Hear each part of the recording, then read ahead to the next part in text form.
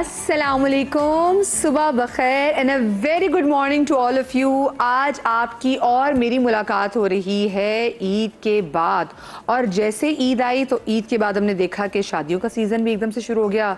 मौसम का भी जो मूड है वो काफ़ी अजीब सा दिखाई दे रहा है, और जो शादियां जो चल रही हैं उससे हमारी काफ़ी ज़्यादा हमारे मूडी रिश्तेदारों से भी मुलाकात हो रही है। अच्छा, हम वैसे जब किसी शादी में जाते हैं ना तो हमारा क्या एम होता है? अच्छा दिखना, जाएंगे, जो हमारे दोस्त होंगे, जहाँ पे दोस्त अहबाब होंगे, रिश्तेदार होंगे, उनसे अच्छी सी गप्पे लगाएंगे, अच्छा सा खाना खाएंगे, तोहफे तहफ़ देंगे, और फिर हम अच्छी सी पिक्चर्स खिंचवाएंगे क्योंकि सोशल मीडिया पर भी पिक्चर्स डालनी होती हैं, और अपने घर में वापस आ जाते हैं। जो असल गेम होती है ना वो होती है उस कपल के लिए जिससे उनकी पूरी ज़िंदगी तब्दील होने जा रही होती है। मतलब देखिए, हमारे लिए तो वो एक इवेंट है ना, हम गए, हमने इवेंट अटेंड किया और हम घर वापस आ गए, लेकिन वो इवेंट दो लोगों की, दो फैमिलीज़ की ज़िंदगी हमेशा के लिए चेंज कर देता है। वो इस वजह से क्योंकि देखिए, लव मैरिज में तो फिर आपको आइडिया होता है कि सामने वाला शख्स कैसा है, लेकिन वो पंजाबी की कहावत है ना, ये राह पे आ जाने या वाह पे आ जाने, जब तक आप साथ रहते नहीं हैं आपको पता नहीं चलता कि अगला शख्स कैसा है। और अगर आपकी अरेंज मैरिज हो तो एक धड़का तो आपको लगा ही रहता है कि पता नहीं लड़का कैसा होगा, ये लड़की कैसी होगी, इनके घर वाले कैसे होंगे, कहीं हमारे साथ कोई खुदा ना खासा कोई स्कैम तो नहीं हो जाएगा। अक्सर लोगों के साथ होते हैं और हो रहे हैं, और हमें लगता है कि आजकल का एक ऐसा दौर जिसमें ये सोशल मीडिया का दौर है। आजकल तो आपने जब किसी लड़के के बारे में पता करना होता है तो आप सीधा जाते हैं सोशल मीडिया पे, उसकी प्रोफाइल सर्च करते हैं। लड़की के बारे में पता करना हो तो सोशल मीडिया पे जाके उसकी प्रोफाइल सर्च करते हैं, लेकिन कभी कभी ये भी इनफ नहीं होता। आज का जो मेरा शो है वो पेरेंट्स ज़रूर देखें जो कि अपने बच्चों की शादी करना चाहते हैं, और वो फैमिलीज़ भी ज़रूर देखें कि जिनके साथ रिश्तों के दौरान कोई ऐसा स्कैम हो गया हो। आप लोग हमें लाइव कॉल्स भी कर सकते हैं और अपनी कहानी भी हमारे साथ शेयर कर सकते हैं। और जनाब, इसी बारे से बात करने के लिए मेरे साथ स्टूडियोज़ में मौजूद हैं आसमा जावेद जो कि एडवोकेट हैं, मेरे साथ मौजूद हैं साइमा हाशिम जो कि रिलेशनशिप कोच हैं, शाजिया रहमान मैच मेकर हमारे साथ मौजूद हैं, और डॉक्टर नौशीन शहजाद जो कि कंसल्टेंट साइकोलॉजिस्ट है मेरे साथ मौजूद हैं। आप चारों ख़वातीन को मैं अपने शो में खुश आमदीद कहना चाहती हूँ। और सबसे पहले तो मैं आप लोगों से सवाल ही करना चाहती हूँ कि आजकल आप लोगों को क्या लगता है कि रिश्ते के हवाले से वो कौन सी डिमांड्स हैं जो फैमिलीज़ करती हैं जो आपको लगता है बिल्कुल गलत है, ऐसा नहीं होनी चाहिए? If I start from you. Okay, अस्सलाम वालेकुम। सबसे अ very good topic, much needed. अच्छा, डिमांड्स देखें, लड़के वालों की अलग होती हैं, लड़की वालों की अलग होती हैं। लड़की वालों की ज़्यादातर तो ये होती हैं करता क्या है, सैलरी क्या है, ठीक है।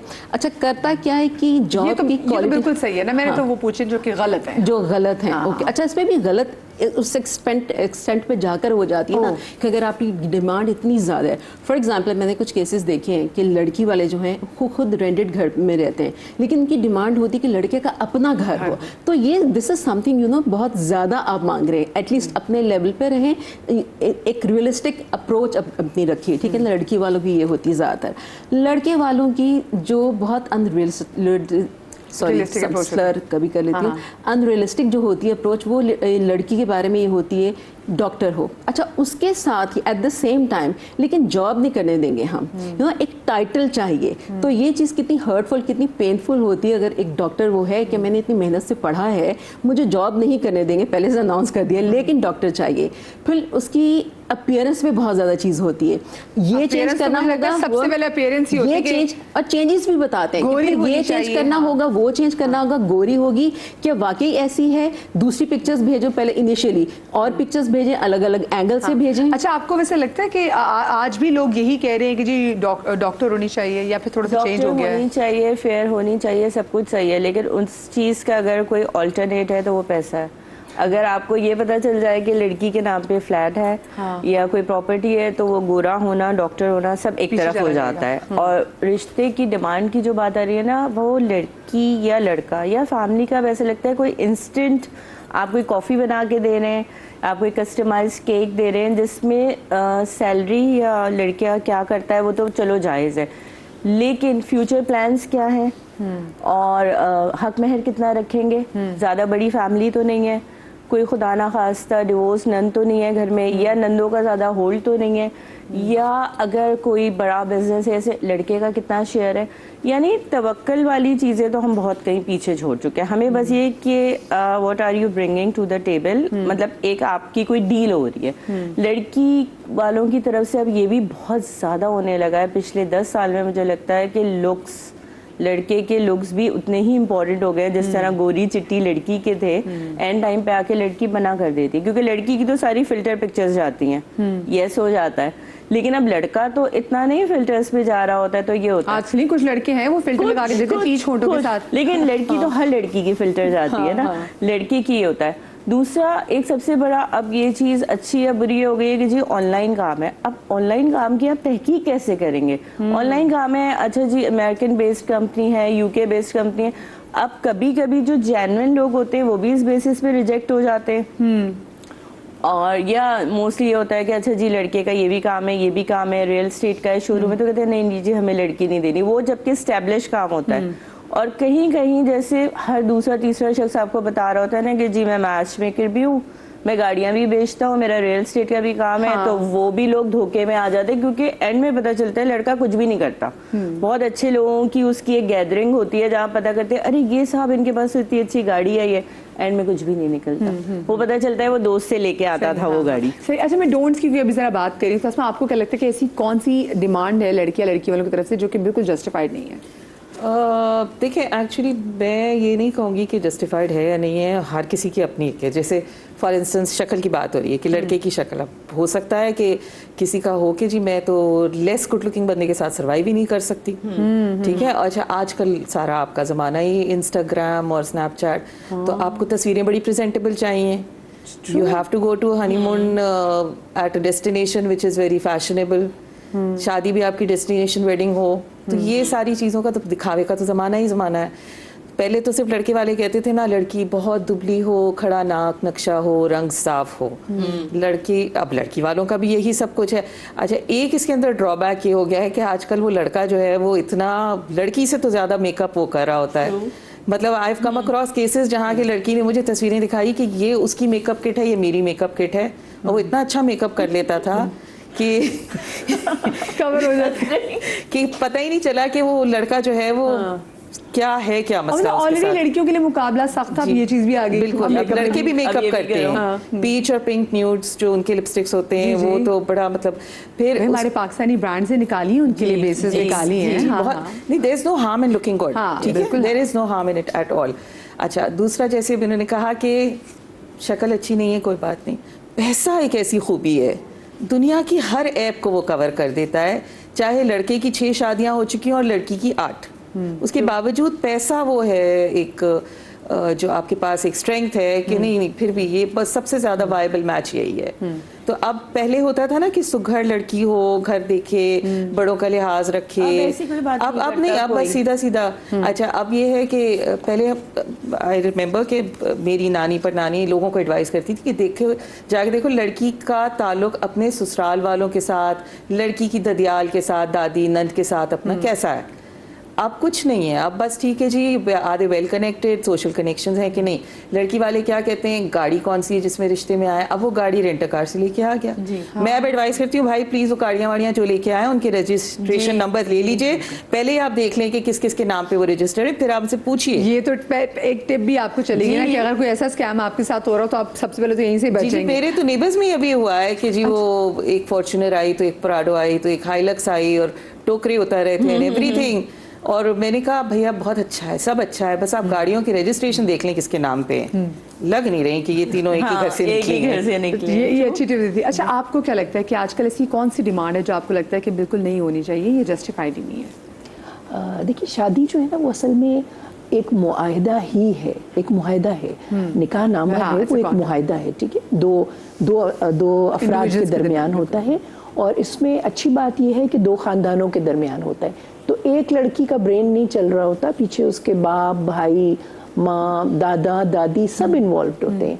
तो 10-12 लोग मिलके एक गलती अगर फिर भी कर रहे हैं तो फिर बड़े अचंभे की बात है कि दोनों तरफ से पूरी फैमिलीज इन्वॉल्व होती है, जो टिपिकल पाकिस्तान में होता है कि ऐसा बहुत कम होता है कि ना इन्वॉल्व हो कोई भी, मगर जब इतने लोग इन्वॉल्व होते हैं तो उसमें होता ये है कि अगर कोई ज़रा सा ये कह दे, कोई क्रिटिकल थिंकिंग करे और कहे कि इस चीज़ का भी तो पता कर लें, ये भी तो पता कर लें, तो फ़ौरन माँ या बाप कह देता है ये तो हमारा रिश्ता ख़राब कर रहे हैं।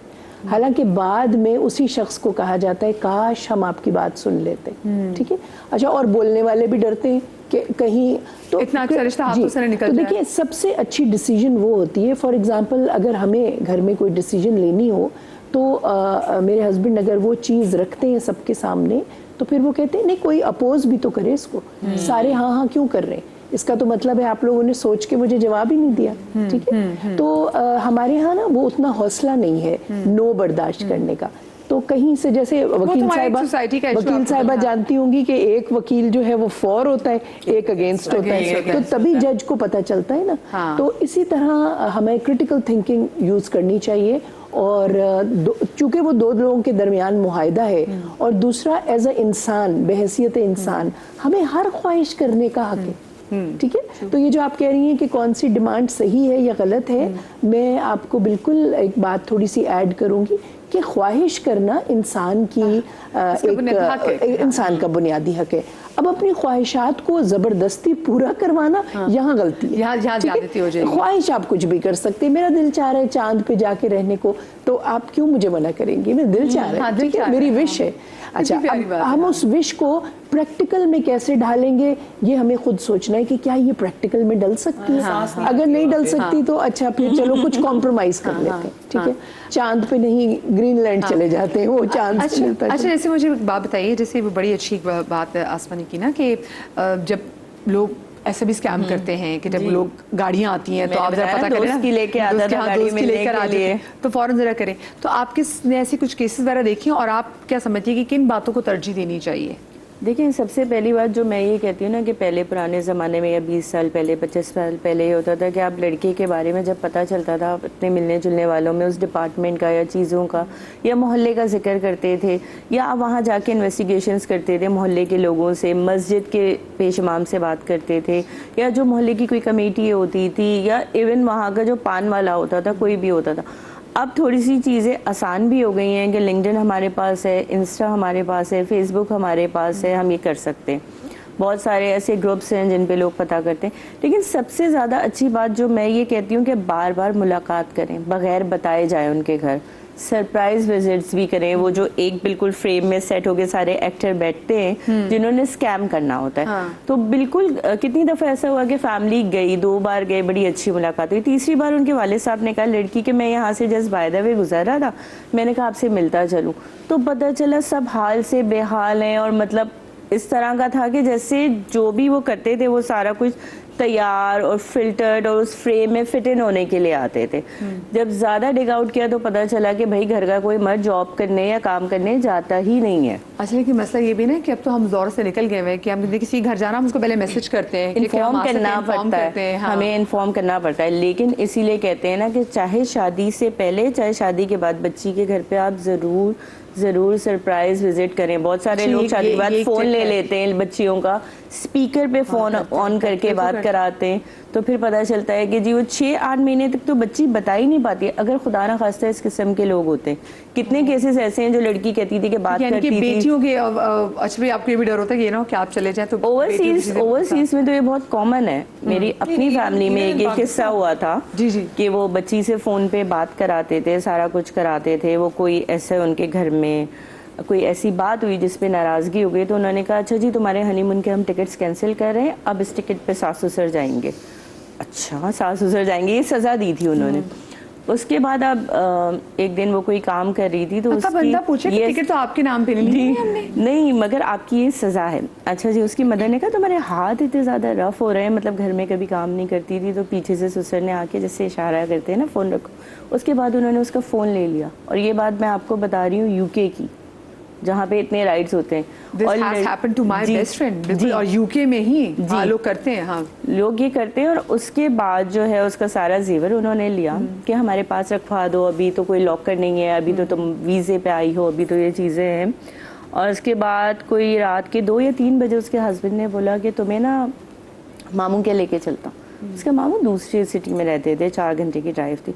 उसको लेके गया है, गाड़ी से उतरते हुए उसने उसको डिवोर्स के अल्फाज बोले और छोड़ के चला गया। आज तक उसका केस चल रहा है, 2 से 2.5 साल हो चुके हैं और वो बंदी वहीं पर है। लेकिन वो बंदी वहीं पे है, उसको वहाँ पे जो भी सपोर्ट स्टेट जो है वो सपोर्ट करती है, होम ऑफिस से उसको स्टेट वो सपोर्ट सपोर्ट करती है, लेकिन उसकी मेंटल हेल्थ इतनी खराब हो चुकी course, थी rehab में। और उसका सारा गोल्ड रख लिया, उसकी सारी चीज़ें रख ली।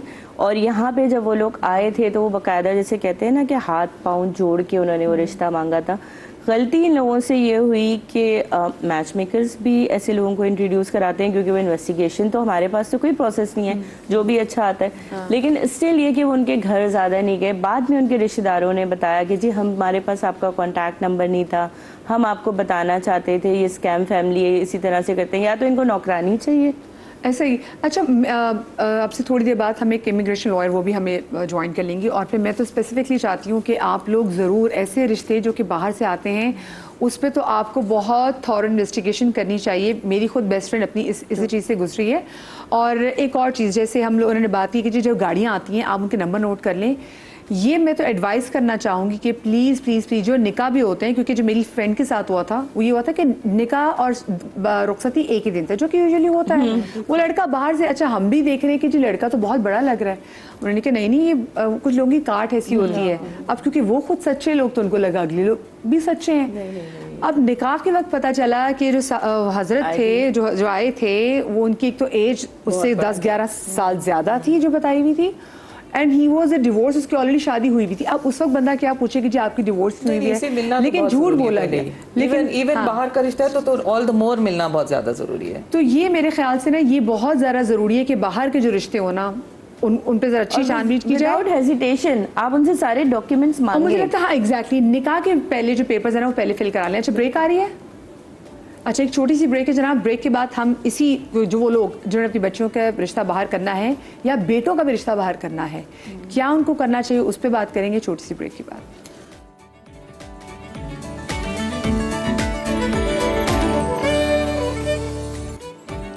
Welcome back after the break. और ब्रेक पर जाने से पहले एक सवाल जो मैं छोड़ के गई थी कि अगर आपके बेटे या बेटी का रिश्ता बाहर के किसी भी मुल्क से आया है तो आपको किन किन चीज़ों को वेरीफाई करना है, क्योंकि देखिए बहुत ज़्यादा मसले मसाइल होते हैं। अगर मैंने देखा है क्योंकि आप प्रॉपर तरीके से वेरीफाई नहीं कर सकते, आप जाके लड़के की ऑफिस नहीं जा सकते, आप लड़के का घर जाके नहीं देख सकते, तो यहाँ पे चांसेस बहुत ज़्यादा होते हैं कि आपके साथ कोई ना कोई ऐसा स्कैम हो जाए। अच्छा, हमें ब्रेक के बाद ज्वाइन किया है शबनम गौरी साहिबा ने, जो कि advocate expert in civil cases हैं, वो भी हमारे साथ मौजूद हैं।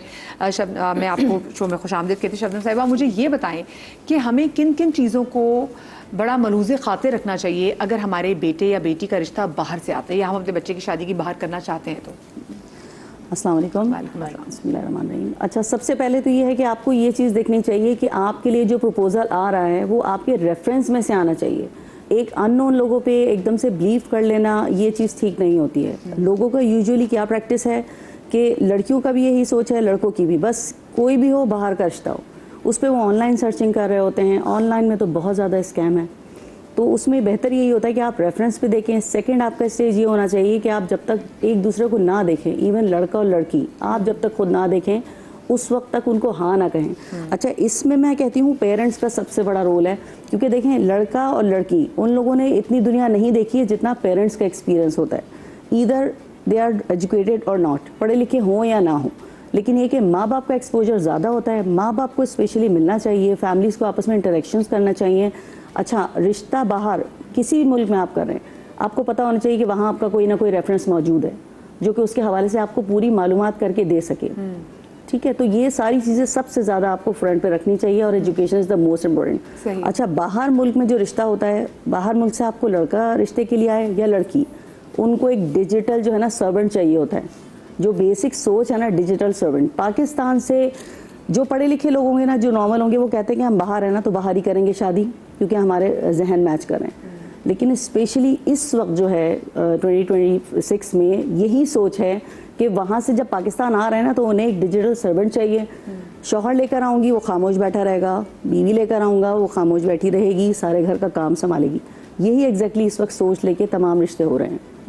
सही। अच्छा, आप कुछ बात करते हम ब्रेक में बात कर रहे थे। मैं बता रही थी कि यूएसए में जैसे रिश्ते हो रहे होते हैं तो लोग बड़े फ़ख्र से बताते हैं कि जी बेटी की शादी हम बाहर कर रहे हैं और जी बहुत एफ्लुएंट लोग हैं, बड़े वेल ऑफ हैं, बहुत बड़े फलाने शहर में रह रहे हैं, उनकी यहाँ पे मैंशन है और वहाँ पे उनकी रेंचेस हैं और ये ज़ाहिर पता चलता रहता है। तो मैं यूजुअली एडवाइस ये करती हूँ कि देखें, एहतियात करें, जाएँ, देखें, इन्वेस्टिगेट कर लें। और बाहर के मुल्कों में तो प्राइवेट इन्वेस्टिगेटर हायर करना भी कोई मुश्किल काम नहीं है। पूरा जो आपको बता रहे हैं प्लीज़ आप उसको चेक कर लें। दूसरे, क्या सामने से लड़के वाले कह रहे होते हैं, देखें जी हमें तो जहाँ से हम फर्नीचर या कोई चीज़ तो ले जा नहीं सकते, हमें तो कुछ नहीं चाहिए, आपने जो देना है अपनी बेटी को दें, चाहे गोल्ड की शक्ल में चाहे कैश की शक्ल में। तो मैं तो मल्टीपल केसेस में ही देख चुकी हूँ कि जी पेरेंट्स ने कहा अच्छा हाँ फर्नीचर और ये सारा सामान तो देना नहीं है, गाड़ी देनी नहीं है, तो मतलब घर भी उसको यहाँ नहीं चाहिए। तो उसमें फिर उन्होंने गोल्ड की क्वांटिटी और कैश की क्वांटिटी यानी 2-2.5 लाख US डॉलर्स का वहाँ पे उन्होंने दे दिया अकाउंट के अंदर। अच्छा, अब लड़की तो ताज़ी गई है, अकाउंट तो लड़के का ही है जिसमें जाएगा वो पैसा, तो वो पैसा भी गया।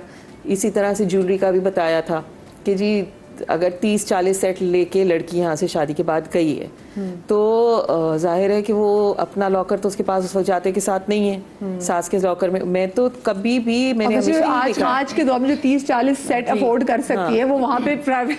अब आप ये सोचिए कि अच्छा आप किसी कोई हेड्स अप दें, मशवरा दें, तो उनको लगता है कि हम जी उनका रिश्ता खराब करना चाह रहे हैं। हम बेस्ड ऑन आवर एक्सपीरियंसेस, हमने केसेस इतने देखे होते हैं कि हमें अंदाज़ा होता है। अच्छा, एक और चीज़ मैं आपको पॉइंट आउट कर दूं कि आपका USA, UK, कनाडा, आपका ऑस्ट्रेलिया में जो रिश्ते होते हैं वहाँ वीज़ा प्रोसेस भी बड़ा मुश्किल होता है। तो यहाँ से चाहिए है उन्हें पढ़ी लिखी लड़की जो वहाँ जाके वो डिजिटल नौकर बनेगी। और तो फील्ड भी बताते हैं कि जी ID की फील्ड ज़्यादा होगी, उसके वीज़ा की फैसिलिटेशन है ना। एक और चीज़ वहाँ पे भी होता है कि जब आपकी शादी बाहर होती है तो सिर्फ सेट नहीं, आपका पासपोर्ट लेके भी अपने पास रखें। जी बिल्कुल। तो ये कितना ज़रूरी है कि जो लड़की है, ये जो जितनी भी लड़कियाँ देख रही हैं, अपना पासपोर्ट तो अपने पास ज़रूर रखें। ये मैं आपको एक बात बताऊं, इस चीज़ को जो है ना, ये थोड़ा सा ओल्ड स्कूल थॉट हो गया है कि पासपोर्ट अपने पास रख लिया। आजकल की लड़कियां और लड़के they are like very aware of this कि उन्हें अपना पासपोर्ट संभाल के रखना है। हाँ, जेवर की बात मैं इनको सेकंड करूंगी कि ये बिल्कुल सही कह रही हैं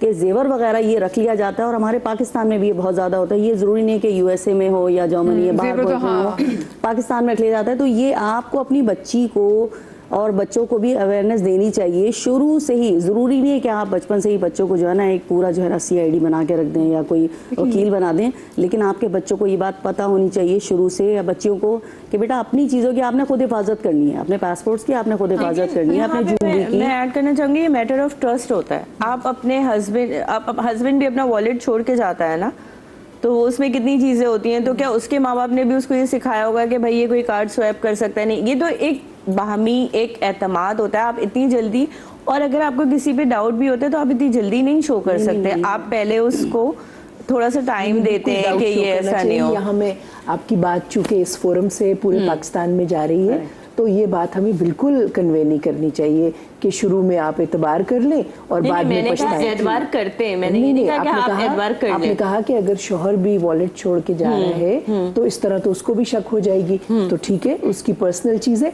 हमारे मुल्क में बाउंड्री सेटिंग ही तो नहीं है। बाउंड्री सेटिंग आपको सिखानी है। ये तो बात नहीं है कि आप कुछ चीज़ें तवक्कुल पे छोड़ दें और कुछ चीज़ें आप इस पे छोड़ दें कि एतबार तो करें। भाई क्यों एतबार करें? आप जब ये रिश्ता ऐसा है कि आपने पहले इतनी छान पटक नहीं की हुई तो अब तो एतबार करना बिल्कुल ही नहीं बनता।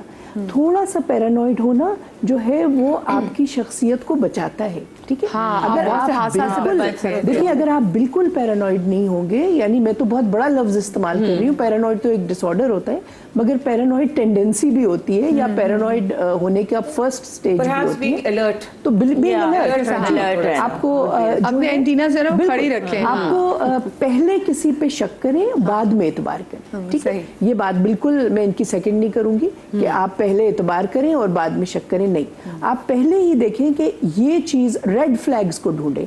हर चीज के अंदर रेड फ्लैग्स होते हैं और ग्रीन फ्लैग्स होते हैं।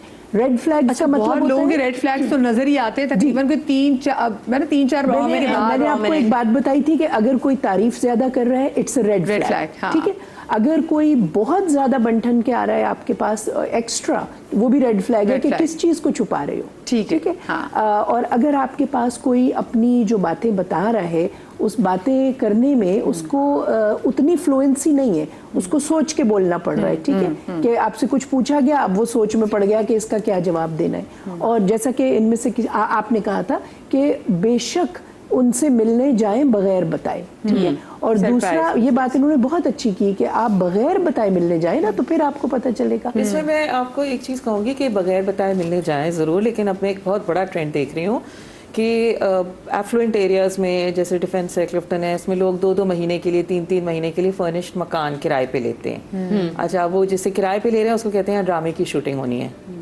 ठीक है जी, उन्होंने पैसा देखा, उन्होंने दे दिया, they are not going to investigate कौन आया कौन रहा। उसी घर से शादी होती है, उसी में मीटिंग्स होती हैं, उसी में सारे फंक्शंस हो रहे हैं।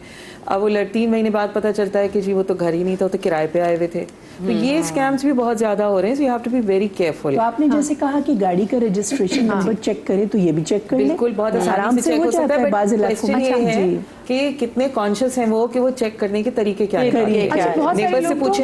अच्छा, बहुत सारे लोग तो इसलिए अच्छे एरियाज में घर भी ले रहे होते किराए में, क्योंकि वो छोटे एरियाज में अच्छे रिश्ते नहीं आ रहे होते, तो उनको लोग होता है कि मना यार जो कर आएंगे, देते हाँ, हैं। मैं चाहे आपको- लड़की जितनी ये भी अच्छी तो पढ़ी लोगों की लिखी हाँ, ये मेंटालिटी मैं आपको यही रेड फ्लैग देखिए, सबसे अभी बड़ा तक- है अभी कि तक हमने जितनी लड़की बातें की हाँ, हैं, लड़की उसमें एक लफ्ज नहीं आया खानदानी। अच्छा, खानदानी तो हम देख ही नहीं रहे। अच्छा, बिल्कुल सही। मैं हमारे बहुत से फैमिली फ्रेंड्स हैं और उनके बेटे वो, अब मैं आई एम सो सॉरी अगर मेरी बात किसी का सेंटिमेंट हट करती, मैं पहले से कह रही हूँ, उनके बेटे का बहुत अच्छा एक रिश्ता, और वो जो लड़की थी वो नॉर्थ आसाबाद में रहती थी, वो रहती डिफेंस में।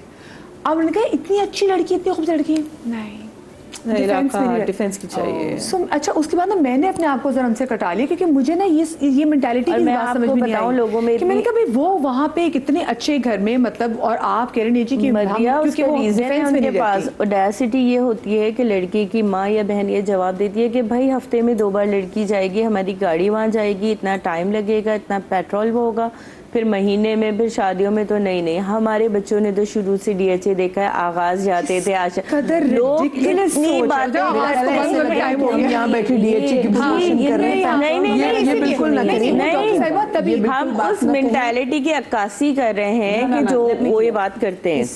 इसको सिलसिला इस वजह से भी ये लोग प्रेफर नहीं करते हैं। देखें, DHA में रहने का तरीका अलग है। मैं ऐसा नहीं कहूँगी कि वहाँ सारे बिल्कुल ही एक आज़ाद ख्याल हैं, हमारी तरह भी होते हैं लोग वहाँ पर, लेकिन तमाम लोग जो है ना यही सोचते हैं कि एक जो सेंट्रल की लड़की है, जैसे नाज़मा बात की है, गुलशन की है, उसे DHA में एडजस्ट होने में टाइम लगता है। इस्लाम में भी है कि आप अपने जैसे लोगों में शादी करें, तो इसमें कोई मजायका नहीं है कि अगर एक DHA वाला बंदा जाके नाज़बात से लड़की नहीं लेकिन शबनम जी, एग्जैक्टली मैं फिर वही बात करूंगी।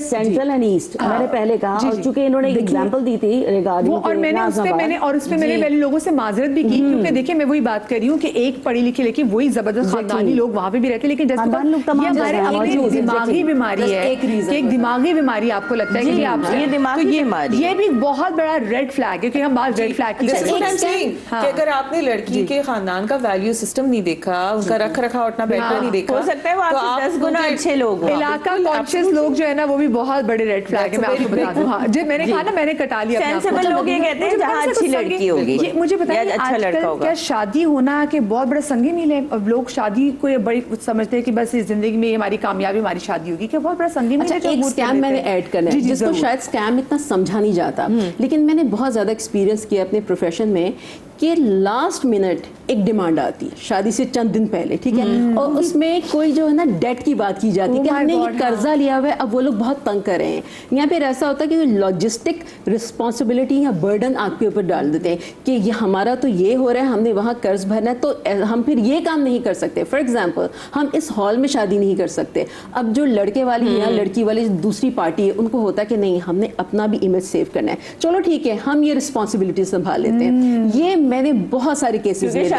एक अलग किस्म की कोई गेम डालते हैं, कोई ऐसी, क्योंकि होता जेन्युइन भी हो सकता है, लेकिन ये चंद दिन पहले करना, क्योंकि हर चीज डिसाइडेड होती है, तो दूसरा इंसान, दूसरी पार्टी ऑटोमेटिकली एक मॉरल रिस्पॉन्सिबिलिटी समझकर उसको अपने ऊपर ले लेते हैं। मॉनिटरी यानी कि पैसों से जुड़ी हुई कोई चीज ना हो, तो कोई ना कोई एक डिफरेंट और चीज रख लेंगे कि मतलब कुछ ऐसा कर देंगे कि आपके ऊपर कोई लॉजिस्टिकल बर्डन डाल देंगे कि ये आपने करना है।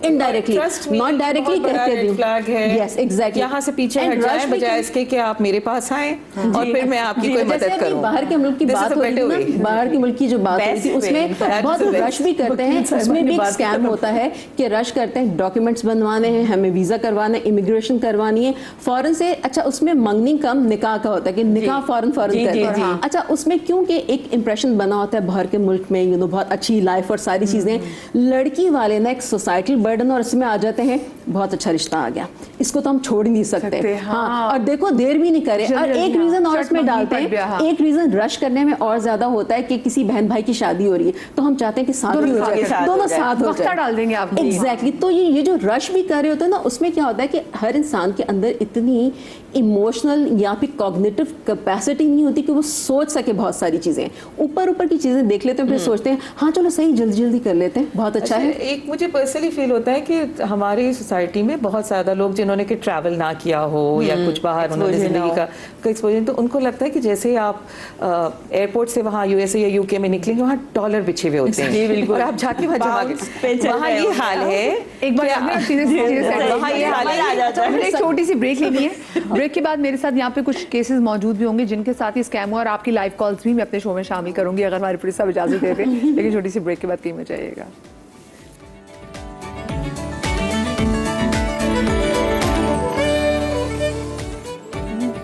जी बिस्मिल्लाहिर्रहमानिर्रहीम। ब्रेक के बाद हम आपको एक बार फिर से खुश आमदेद कहते हैं, और क्योंकि आज हम बात कर रहे हैं उस स्कैम के हवाले से जो कि रिश्ते को लेकर होते हैं, उन स्कैम्स को पकड़ना बहुत ज़रूरी है, और उन स्कैम्स को हम तब पकड़ सकते हैं जब आपको रेड फ्लैग्स और ग्रीन फ्लैग्स जो हैं वो रीड करना आ जाएं।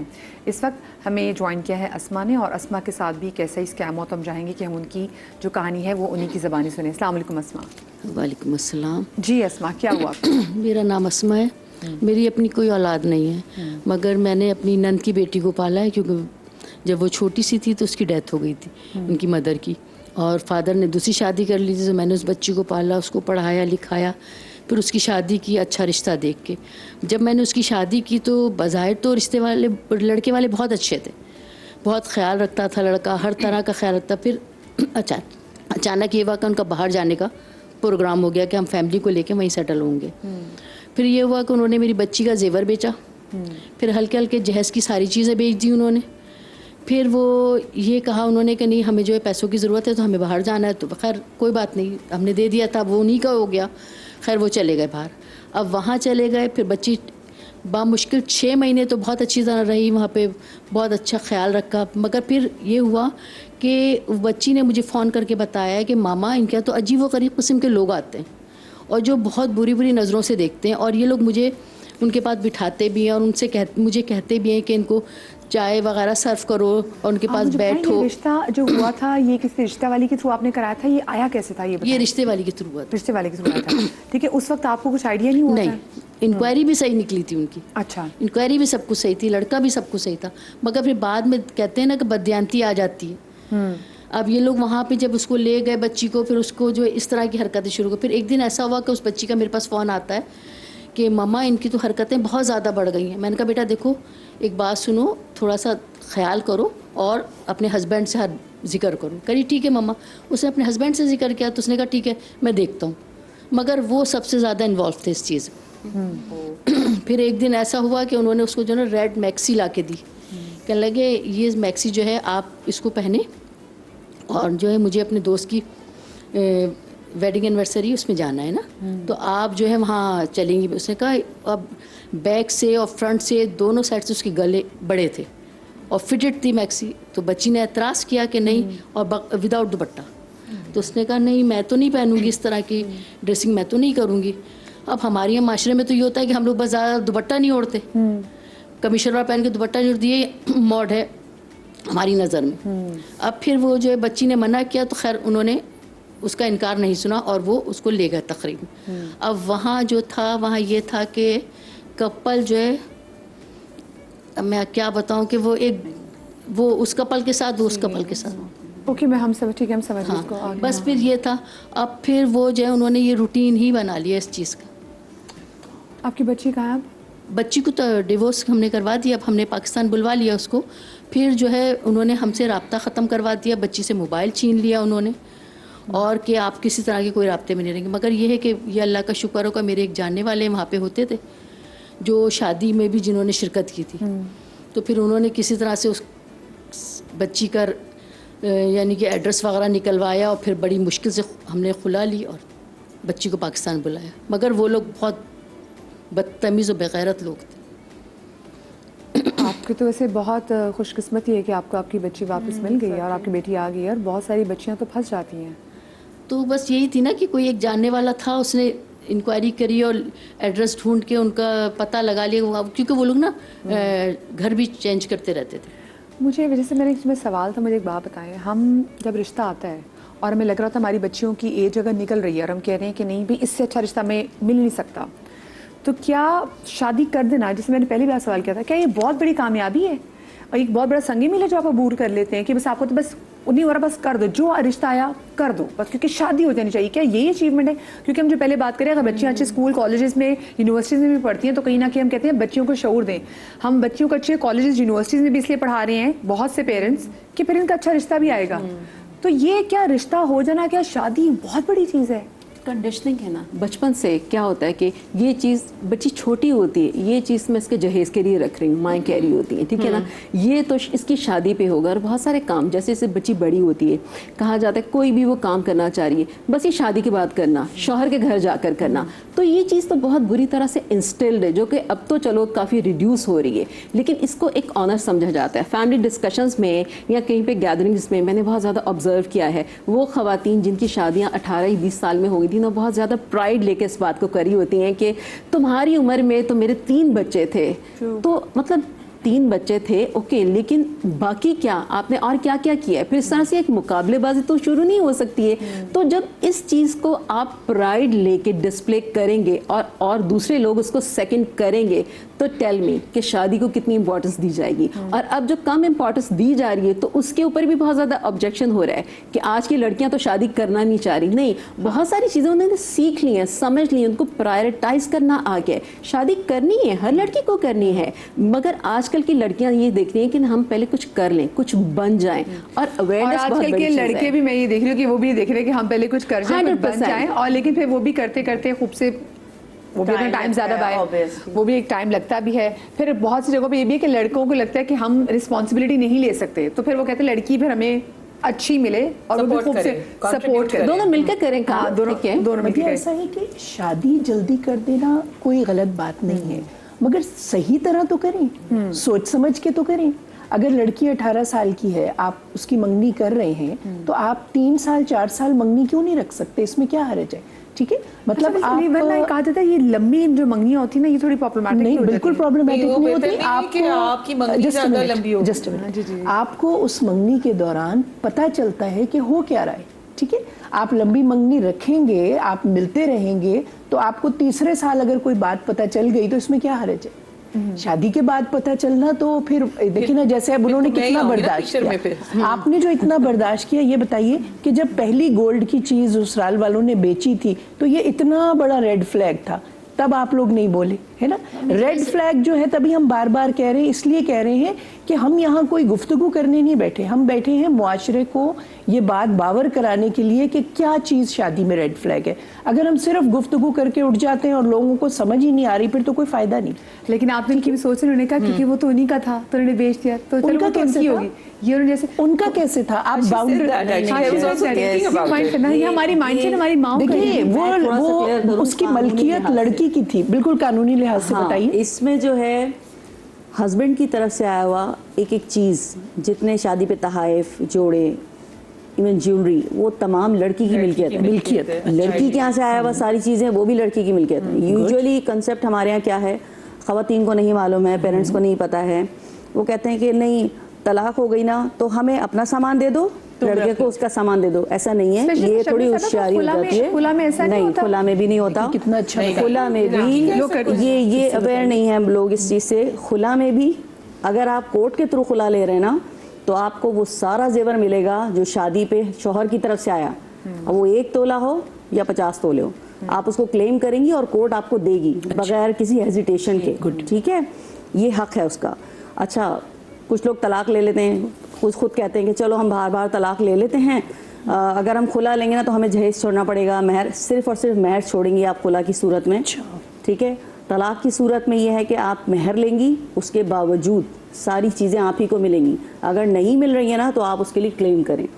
अच्छा, इनके लिए मैं एक छोटी सी बात और ये बताऊंगी इनको कि इन्होंने बताया कि इनकी पहले शादी हुई, पाकिस्तान में सब कुछ ठीक चल रहा था, तो मुझे बड़ा, मैं सरप्राइज़ हूँ कि पाकिस्तान में एक चीज़, आई डोंट नो कितने अरसे आपकी बेटी पाकिस्तान में रही, वो कितने 6 month 6 महीने में आप लोगों ने रीड नहीं किया कि उस लड़के का बॉडी लैंग्वेज कैसा है, क्योंकि जो बंदा बाहर मुल्क जाके इस तरीके से, ठीक है आपके ने जो बताई है बात मुझे, मैं सुन ली है मैंने, लेकिन ऐसा कैसे पॉसिबल है कि एक लड़का कराची में स्वैपिंग नहीं कर रहा है वाइफ की और ले जाके बाहर मुल्क में करवा रहा है। लेकिन हो सकता है ना यहाँ पे उसका वो सर्कल ना हो, यहाँ पे उसका वो सर्कल ना हो, यहाँ पे तो उसकी फैमिली, ये भी तो हो सकता है ना। डर होती है, डर होता और है। एग्जैक्टली जैसे इन्होंने कहा कि पहले ही जब जेवर बेचा था तो उसी वक्त ही जो है ना, बच्चियों को ये बात पता होनी चाहिए, जैसे कि पहले हम ऑफ कैमरा बात कर रहे थे कि अपने जेवर वगैरह की हिफाजत आपने खुद करनी है, ठीक है भाई। सास ने अपने जेवर की हिफाजत अपनी ज़िंदगी में कर ली, आप अपनी ज़िंदगी में करो, गुम होगा ना, आपसे गुम हो रहा है, आपकी चीज़ है, आप गुम करो, बेचो, रखो, कुछ भी करो। अच्छा, कॉलर हमारे साथ मौजूद है नाहिद झंग से। अस्सलाम वालेकुम जी।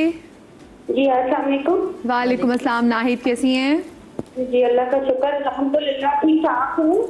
जी, क्या कहना चाहेंगी नाहिद, या क्या मैं ये बताना कहना चाहेंगी? चाहूंगी कि औरत के साथ ये सब कुछ क्यों होता है?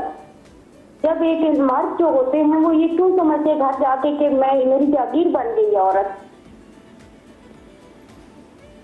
आपके औरत को एक साथ जागीर समझा जाता है, एक मतलब मोहन ने खरीद लिया, वो कहते थे हमारा निकाह हुआ है, वो निकाह नहीं, ये तो नहीं है ना कि अब निकाह हो गया तो आप मुझे बताएं, आप नाहिद मुझे बताएं क्या हुआ आपके साथ? मेरे साथ ये हुआ है कि मुझे 8 माह तक एक कमरे में कैद रखा है, मैं ही वहीं पे सुसु तक मैं वहीं पे करती थी, खाना पीना मेरा वहीं पे था, एक कमरे में बिल्कुल बंद रही हूँ 8 माह तक। तो ये मुझे ये बताएं तो कि आपका घर वालों से राब्ता नहीं था उस 8 माह में? उन्होंने मोबाइल छीन लिया था, मोबाइल मेरे अब्बू ने मुझे दिया था, उन्होंने मेरे से ले लिया था। मुझे बताएं, ये आपकी जो शादी थी, आपके खानदान में शादी थी, आपकी पसंद नहीं, की ये शादी? गैर की थी, वो बहन बन गई थी मेरे अब्बू की। अच्छा, तो उन्होंने फिर बहन बन के 1 साल के अंदर शादी भी की। अच्छा, तो मेरे को बहुत जुल्म किया उन्होंने। अच्छा, आपकी मुझे बताएं, आपकी फैमिली चेक करने के लिए नहीं आई इन 8 महीने में कि भी हमारी बेटी की मेरे अब्बू की नजर नहीं है, मेरी अम्मी टीबी की मरीजा है, मेरा भाई माजूर है दिल्ली घर पर, उसका दिमाग नहीं है। तो फिर आप निकली कैसे वहां से, ये बताएं। मुझे मेरे ताया अब्बू थे, वो आके ले आए थे। Oh my God. मुझे बताएं, अभी आप शादी में हैं या फिर आप अलग हो गई उनसे? अब मैं, उन्होंने मुझे डायवोर्स दे दी थी 1 साल के बाद ना, मैंने बोला लीजिए, वो जान छुड़ाई थी, वो रोज लड़ाई करने आ जाते थे, बच्चा छीन लिया था, फिर मैंने केस करके लिया था बच्चा वापस। 10,000 मेरे अब्बू गरीबी हालत में मांग के दिए थे, 10,000 का केस करके हम लोगों ने वापस पैसे लिए थे। नाहिद, आपका बच्चा कितना बड़ा है? अब मेरा बच्चा माशाल्लाह 14 साल का हो गया और वापस वो अपने चाचू के पास चला गया, उन्होंने ताबीज वगैरह करवा कर बच्चे को पागल कर दिया और मेरे साथ बोलना नहीं चाहता, मुझे देखना नहीं चाहता।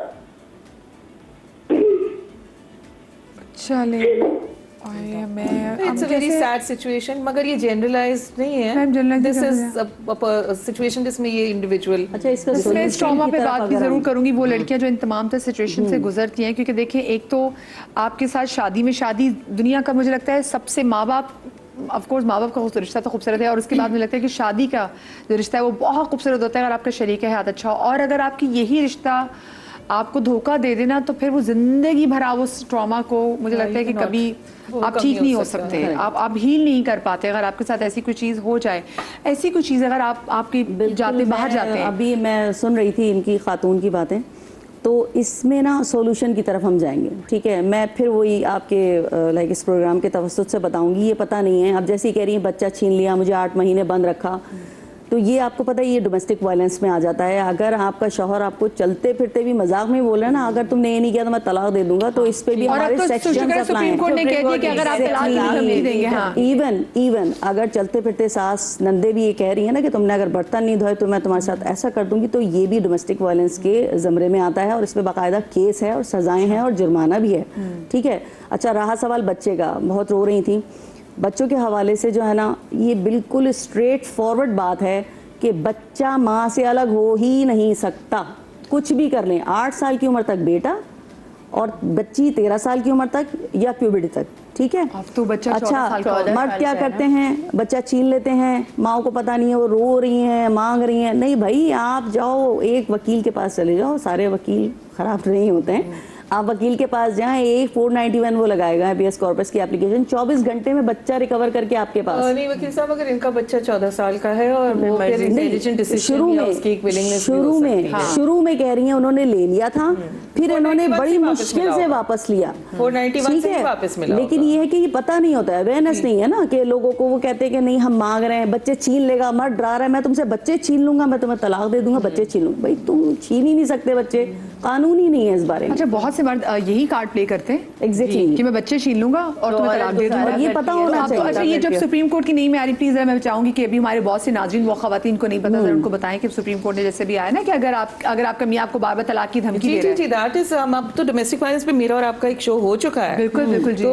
उसके अंदर वही है कि yes we have done it.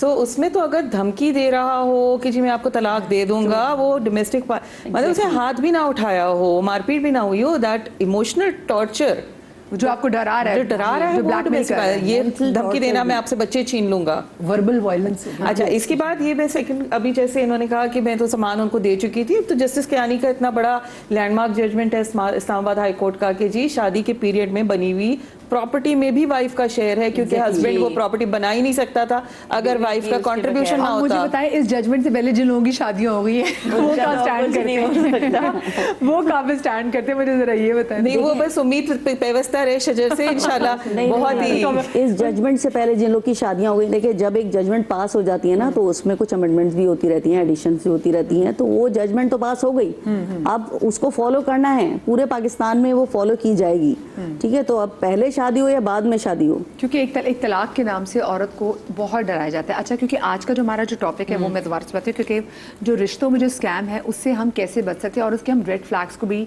Discuss कर रहे थे। अच्छा, कुछ लोग कंसील करने में, छुपाने में इतने अच्छे होते हैं कि आप उनके साथ रह भी रहे होते हैं ना, एक ही कमरे में रह रहे होते हैं, आपको पता ही नहीं चलता कि वो अगला शख्स जो है ना वो क्या है। मैं मदीहा इसमें एक चीज़ एडवाइस करती हूँ लोगों को कि भाई आप सबसे पहले उनका, अगर वो बता रहे कि मैं ये काम करता हूँ, लिंक्डइन आजकल सबका होता है, तो आप लिंक्डइन पे चेक कीजिए, वेरीफाई कीजिए कि वो काम करते हैं नहीं।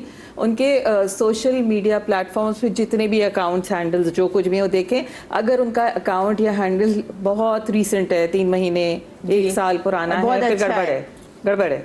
अच्छा, वो कुछ पोस्ट नहीं कर रहे हैं, वो सिर्फ आपकी वो आपको देख रहे हैं कि आप क्या पोस्ट कर रहे हैं, हेड्स अप। फिर वो अगर आपकी रिलेशनशिप को पब्लिक नहीं कर रहे हैं, एंगेजमेंट हो गई है, लिख दो एंगेज्ड, ठीक है ना, नहीं करेंगे, नहीं नजर लग जाती है। हाँ, ये तो करते हैं। हाँ, नहीं शादी की पिक्चर्स नहीं लगाना। क्यों नहीं लगाना? क्योंकि 3 बीवियां और आ जाएंगी अभी जी। अच्छा, दूसरे नादरा के पास जाइए, FRC मांगिए जी। FRC में आपको पता चल जाएगा कि कितनी शादियां इनकी पहले होके खत्म भी हो चुकी हैं, वो यूनियन काउंसिल के पास सारा रिकॉर्ड होता है, वो सारा आपको मिल जाएगा।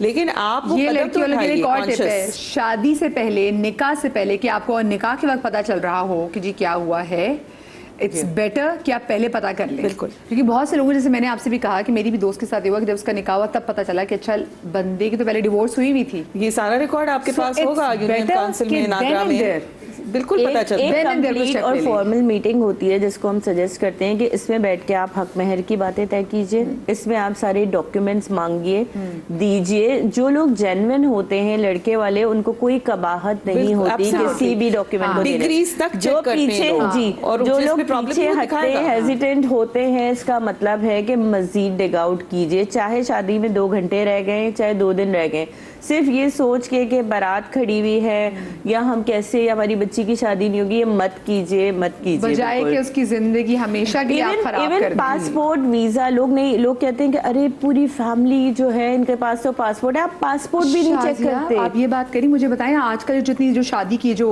वेबसाइट्स भी खुल गई हैं, इसमें बहुत सारे ऐसे लोगों की प्रोफाइल है जो कि ऑलरेडी मैरिड हैं, अब पता कैसे चलेगा? और ये मदीहा में इस वक्त जितने केसेस कर रही हूँ, आउट ऑफ दैट 80% के मैं जब पूछती हूँ कि भाई शादी कैसे हुई थी, I have like nothing against you, your profession बड़ा अच्छा प्रोफेशन है, कहते थे एक अच्छी शादी कराना हज के सवाब जितना, ठीक है। या आपको कोई रिश्ता कराने वाली खातून मिल रही हैं, या कोई ऐप है, या ऐप है, ये दोनों और ये चीजों से ऐप ने तो ज़्यादा बेड़ा गर्क कर दिया और शादीशुदा मर्द उसके अंदर अपनी प्रोफाइल्स बना रहे हैं सारे ही अभी तो शादीशुदा रिसेंटली हैं। एक केस मेरे पास आया जहाँ पे वो उस मर्द की बीवी को भी मालूम था, वो किसी बाहर के मुल्क में, वहां पे वो कोई शेफ भी थे, मेरे ख्याल है जो लोग सुन रहे हैं वो जानते भी हैं, बड़ा वो तो फेमस हुआ है। वो शेफ की बेगम साहिबा भी साथ में इन्वॉल्व थी कि हाँ उसको लेके आते हैं यहाँ पे, उसका सारा पैसा जेवर सब लेके और वापस भेज देंगे, तो कोई प्रॉब्लम नहीं है। तो ये तो इन्हीं एप्स के थ्रू मिल रहे हैं। बात कर देखिए एक ज़माने में आप मेडिकल कॉलेजेस में भी जब तक आपका पूरा शजरा चेक ना हो जाए That's what I was saying, yes. आपको मेडिकल कॉलेज में भी एडमिशन नहीं मिलता था। ये मैं चंद साल पहले की बात बता रही हूँ। अच्छा। इसलिए क्योंकि अगर कोई गैर खानदानी शख्स डॉक्टर बन जाएगा तो गुर्दे ही बेचेगा। एग्जैक्टली। ठीक है, आप समझें कि एक डॉक्टर क्या क्या गलत काम कर सकता है अगर आपने उसको भी चेक किए बगैर रख लिया। ठीक है, तो नौकरियों पे डिफरेंट जगहों पे पूरा आपका शजरा चेक किया जाता था, और अगर आपका शजरा ठीक है तो फिर आपको रखा जाता था कि ये बंदा कुछ ना कुछ तो गड़बड़ करेगा।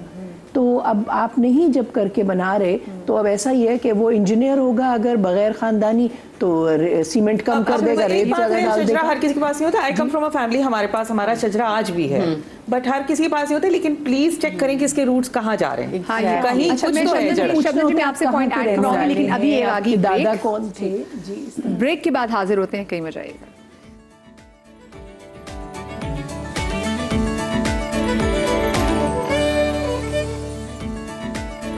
जी बिस्मिल्लाहिर्रहमानिर्रहीम। ब्रेक के बाद हम आपको एक बार फिर से खुश आमदेद कहते हैं और हमारे साथ मौजूद हैं गुलाम यासीन साहब। अब इनके साथ भी जो स्कैम हुआ, जो केस हुआ और जो कहते हैं कि रिश्ते की वजह से जो उन्होंने भी भुगता, वो हम इनसे ही जानेंगे। अस्सलाम वालेकुम जी यासीन भाई, आपके साथ क्या हुआ ये बताइए। मदिया जी, मैं ये आपको एक अपना शेयर करूँगा कि मेरे साथ जो हुआ था ना, रिश्ते में जो मैंने एक्सपीरियंस लिया है कि किसी भी रिश्ते में ना लड़की वालों को ना लड़के वालों को झूठ नहीं बोलना चाहिए।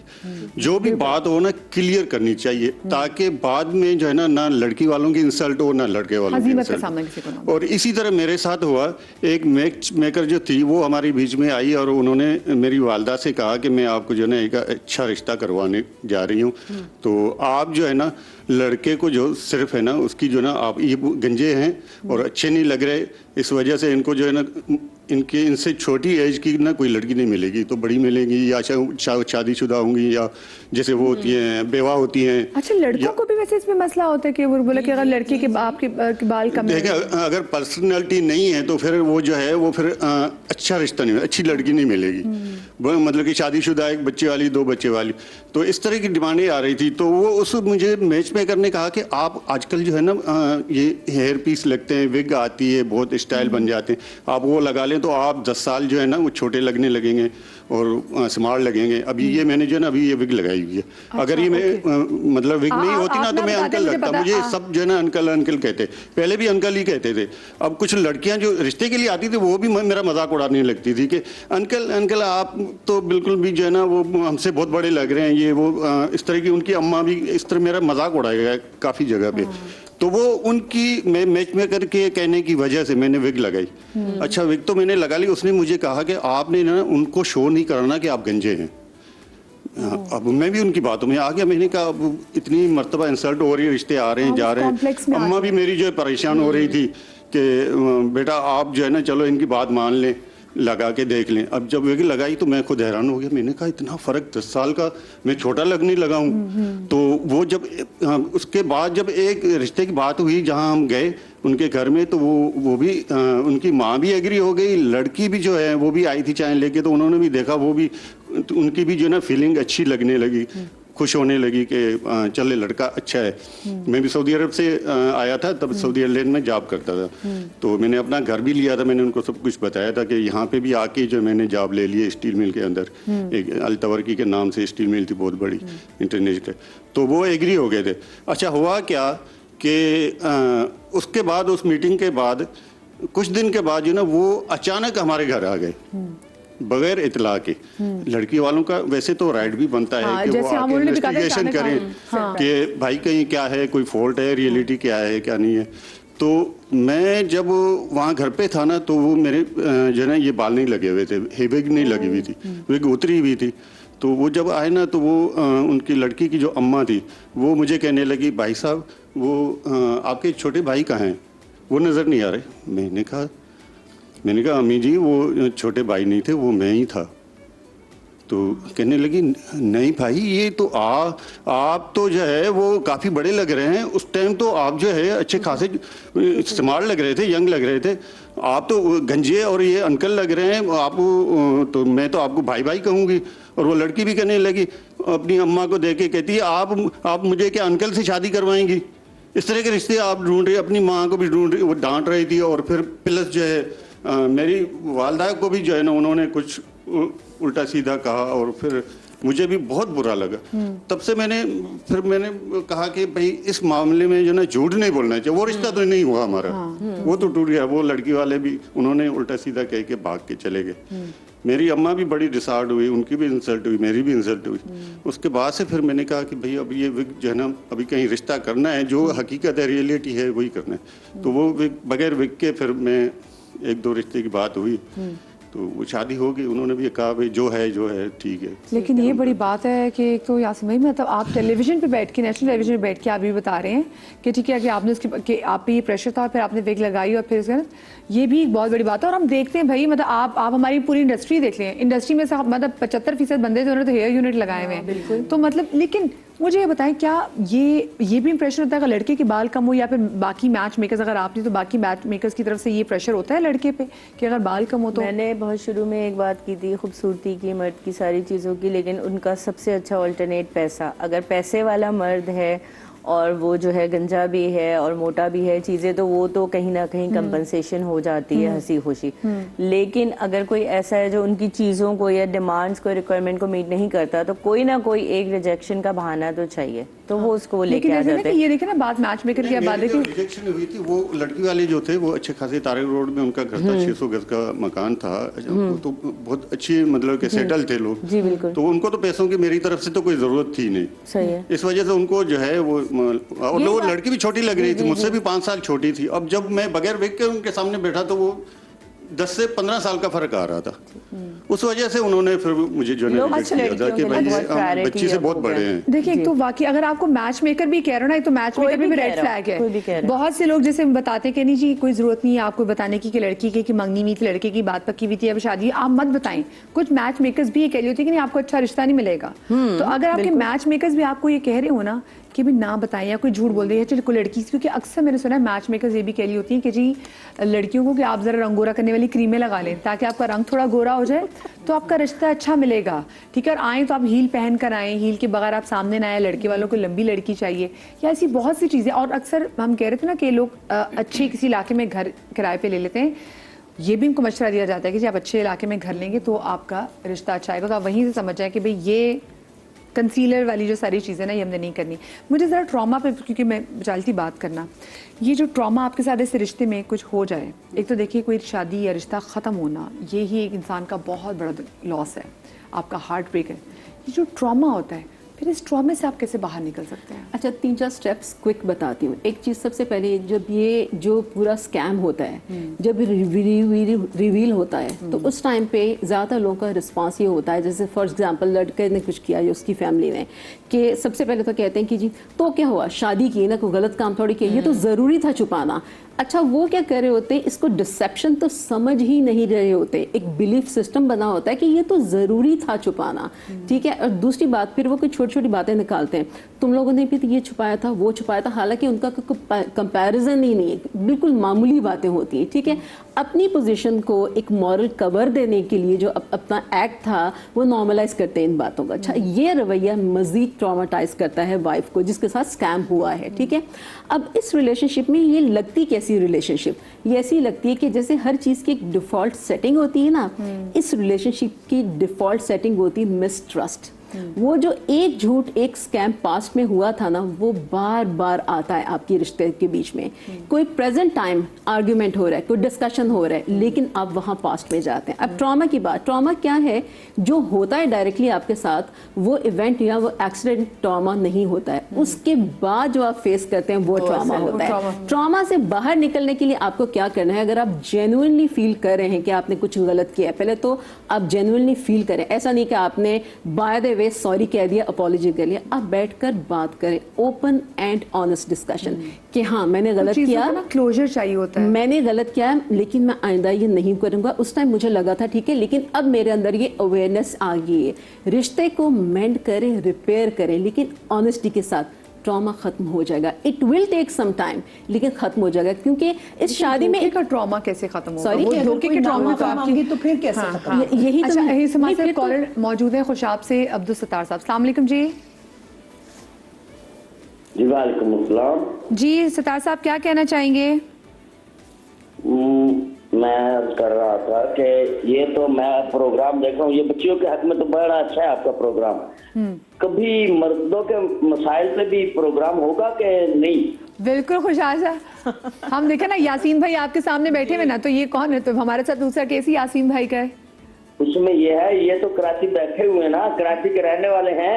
अच्छा। मैं तो खुशाब से कराची नहीं ना आ सकता। अच्छा चले, मुझे बताएं ना, अब सितार भाई बताएं, मैं अब आपसे बात कर लेते हैं, आपका मसला जान लेते हैं, बताइए। मसला ये है, हमारे साथ एक फैमिली ने हमारे बेटे के साथ शादी की। वो 2 साल बड़ी मुश्किल से नाको चने चबवा के गुजारा किया।